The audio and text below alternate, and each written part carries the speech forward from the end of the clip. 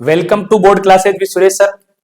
इस वीडियो में अपन 2023 की सप्लीमेंट्री का पेपर को क्या करेंगे, सॉल्व करेंगे। ओके, चलो पूरा कंप्लीट पेपर सॉल्व करेंगे। पहला क्वेश्चन है हिस्ट्री का। Briefly describe the salt march by Mahatma Gandhi. ये 2023 में भी है और 2013 में भी आया।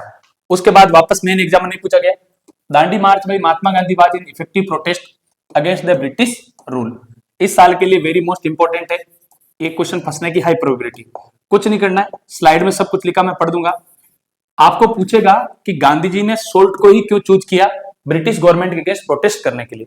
तो सोल्ट क्या है, अपने घर के अंदर डेली कंजप्शन के लिए यूज होता था। पहला रीजन तो ये लिखना। दूसरा, गवर्नमेंट ने इस पे क्या इंपोज कर रखा था, टैक्स इंपोज कर रखा था। तीसरा, गवर्नमेंट की मोनोपोली थी किस पे, सोल्ट में। और चौथा, कोई भी प्राइवेट प्लेयर इसके अंदर इन्वॉल्व नहीं था।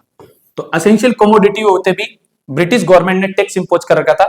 इसलिए गांधी जी को लगा कि सबसे बेटर आइडिया यह है कि अपन लोग इस काम को चालू करते हैं। Okay, Mahatma Gandhi founded many movements against the British government such as the cooperation movement. यहां पर मैंने एनसीएम है ना, non cooperation movement, satyagraha, civil disobedience movement, quit India movement. Dandi march or salt march was a major movement among them. Its reason was that the groups and classes of the society participated in it. Salt is the most common edible which is used by all members of the society. Gandhi ji violated this law of the British government. इससे पहले background देखो। On 30 January 1930, he wrote a letter to the Viceroy Irving in which he wrote 11 demands and the removal of the tax on the salt was a major demand. लेकिन उन्होंने इस demand को माना नहीं, specially salt वाले को। This letter was a warning to the British government because it was written in letter if the demands would not be accepted by 11 March then Congress would begin the civil disobedience movement और salt movement. Irwin rejected two demanded and finally Mahatma Gandhi started the salt march along with 78 volunteers. We started from the Sabarmati ashram. Sabarmati आश्रम कहां पर पड़ता है ये आपको लिखना है एग्जाम के अंदर, ताकि चेक करने वाले पे अच्छा इंपैक्ट पड़े। अहमदाबाद के अंदर, और अहमदाबाद कहां पर है, गुजरात के अंदर। ठीक है, दांडी भी गुजरात के अंदर ही, ये ध्यान रखना। Gandhi ji and his 250 kilometre चले। His group of volunteer walked 10 miles per day and the journey was 24 days long. This group reached Dandi on 6 March and started making salt by boiling the sea water, which is a violation of salt law. Reason behind the effectiveness of salt march. पहला, salt is an important part of the food which is used by rich and poor, so every participated in. Public support. Gandhi ji gave message to the British government that without public support they cannot rule. This message or warning was given through the Dandi March. Indians began disobeying and violating unjust colonial laws in many parts of the country. They produced salt and protested before government salt factories. Foreign clothes were boycotted and liquor shops were picked. Peasants refused to pay revenue and chokidari tax.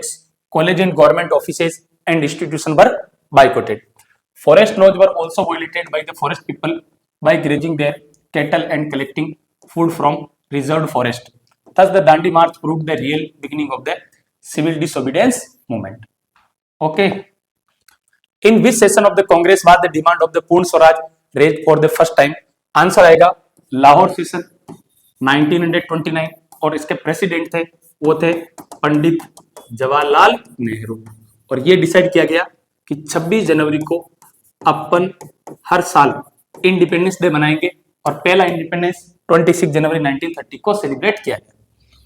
Okay, in which state is the famous Champaran? इसका answer आएगा बिहार। राजकुमार शुक्ला ने गांधी जी को बुलाया था। ये है 1917 का।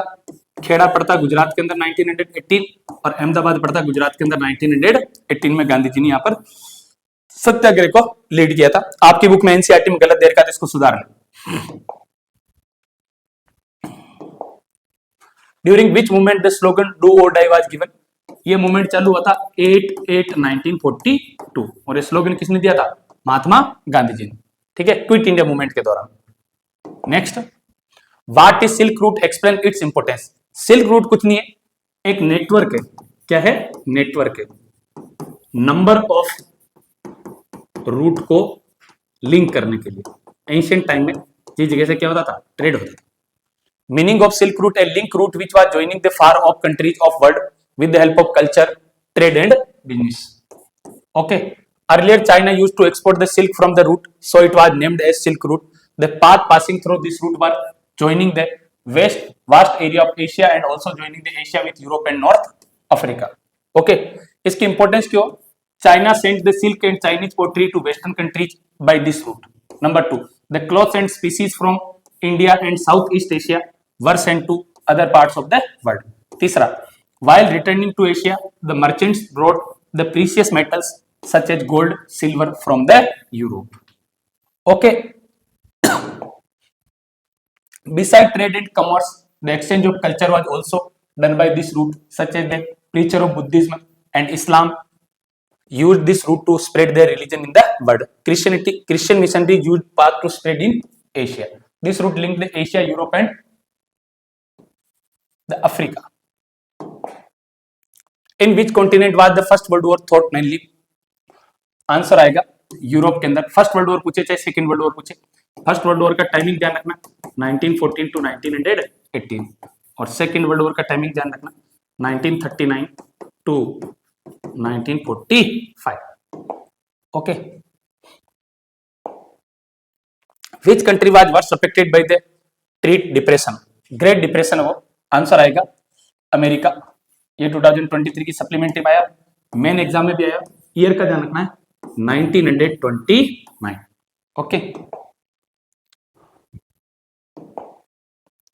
James Watt improved the engine produced by Newcomen. ठीक है, मॉडिफाइड करने वाले का नाम बोल्टन करके, तो ये जो इंजन है इस इंजन का नाम है स्टीम इंजन। ओके, अगला, what do understand by carding process? Carding process कुछ भी नहीं, कॉटन की डिफरेंट वेराइटी है ना, उसको अलग अलग करते हैं। Carding is the process in which fibre such as cotton or wool are prepared prior to spinning. मतलब जो कैटेगरी बनाते हैं ना, आगे बात समझे, कौन सी कैटेगरी को कहां पर फिट करना, उसको बोलते हैं carding. Okay, what was India's position in the international textile market before the age of machine industries? देखो, इंडिया की उस वक्त जो कंडीशन ये थी, एक तो मसूलीपट्टनम नाम का पोर्ट था, एक यहाँ पर हुगली नाम की जगह, और यहाँ पर गुजरात के कोस्ट पर कौन सी जगह? सूरत। यहां से वर्ल्ड के अंदर ये मेन आपको मैप बना दोगे, चेक करने वाला खुश हो जाएगा। देखो क्या लिखा हुआ स्लाइड में, India in pre industrialized international market before the age of machine industry follows. Before the age of machine industry, silk and cotton goods from India dominated in the international market in the textile. Finer varieties of cotton came from India. Armenia and Persian merchants took the goods from Punjab to Afghanistan, Eastern Persia and Central Asia. Bales of fine textile were carried on camel back via the north-west frontier through mountain passage and across desert. ये पंजाब के पास जो पाकिस्तान वाला जो reason है, बलूचिस्तान के ऊपर में, इसके आसपास की जगह, सूरत on the Gujarat coast connected India to the Gulf and Red Sea port, Masulipattnam on the Coromandel coast and the Hooghly in Bengal had trade links with the Southeast Asian port. आगे बात समझिए, ये अपने को exam में लिखना है, ये मैंने मैप बना दिया तुम्हारे सामने, यहाँ सूरत लिख देना, मसूलीपट्टनम और मसूलीपट्टनम के यहाँ पर कोरोमंडल कोस्ट लिख देना। What was print revolution? Print revolution क्या था? और एक चीज और पूछ सकता है, इसका क्या पॉजिटिव इंपैक्ट पड़ा? आगे बात समझे, वुमेन के कॉन्टेक्स्ट वगैरह में, तो मैंने इसमें पूरा आंसर लिखवाया गया है, इसको देख लो। Print, they shift from hand printing to mechanical printing, a new way of making books is known as print culture. It was just not a mechanical development, rather it transformed the lives of people and their relationship to information and knowledge as well as with institutions and authorities. Impact of print revolution, the spread of printing press facilitated the wide circulation of transformation and ideas to the societies touched by its following way. ठीक है, a new reading public, a new culture of reading began to the witness due to affordable cost of the easily available books. पहला point complete हो गया। दूसरा, transformation of audience to readers, easy access of books turned hearing public into reading public. The line that separated from oral and reading culture became blurred as well as the hearing and reading public got intermingled due to oral broadcasting of printed material. मतलब लोग पढ़ के कहीं सुनाते थे एक जगह जिसका आज भी देखो कोई सिंगर कहीं जगह वो करते हैं कॉन्सर्ट जो भी बोलते हैं वैसे। Religious debate and discussion, print culture open the doors of new world of debate and discussion. Also extensive circulation of ideas made possible. The printed material unveiled the scope of people to think differently and step forward accordingly. To the printing created the new intellectual atmosphere and helped in spreading new ideas of religious reformation. Enhance literacy rate. Literacy rate 60 से 80% बढ़ गई उस time पे लिखना है। Liberate society from despotism. Despotism क्या होता है, जो रूलर होता है ना उसके पास में अनरेगुलेटेड, आगे बात में देखो, और अनलिमिटेड क्या रहती है, पावर रहती है। क्या रहती है, पावर। ऐसी पावर को अपन बोलते हैं, ऐसे प्रोसेस को अपन बोलते हैं despotism. The printing press is considered the most powerful engine of progress and also public opinion was considered the force that would sweep despotism away. Despotism का मतलब जो लोग एक जगह कंट्रोल करके बैठे हैं तो अवेयरनेस आएगी और उनकी पावर को लोग क्या कर देंगे, खत्म कर देंगे। Okay, prepared ground for the French Revolution, the concept of enlightenment thinkers were popularised by the print that questioned and existing ideas and beliefs and citizen the morality of criticise the morality of royalty. Royalty का मतलब राजा महाराजा। Impact on women and workers, print spread awareness among women as well as labor class and changed their viewpoint. Many women writers came into being. The shift from predominantly oral culture to print culture affected the nature of human consciousness and caused the rise of rationalist philosophy, realistic fiction and scientific materialism in the following century. इन century के अंदर ये कुछ नहीं, India के कुछ women है, जैसे एक नाम है रस सुंदरी देवी, ठीक है, दूसरा क्या नाम है ताराबाई शिंदे और पंडिता रमाबाई। ताराबाई और पंडिता रमाबाई, ठीक है, इन्होंने महाराष्ट्र के अंदर वुमेन की मिजरेबल कंडीशन के बारे में लिखा। ओके, चलो ये हिस्ट्री का है, इसको यही रखते हैं। अगले वीडियो में पॉलिटिकल साइंस और उसके अगले वीडियो में क्या आएगा, ज्योग्राफी आएगा।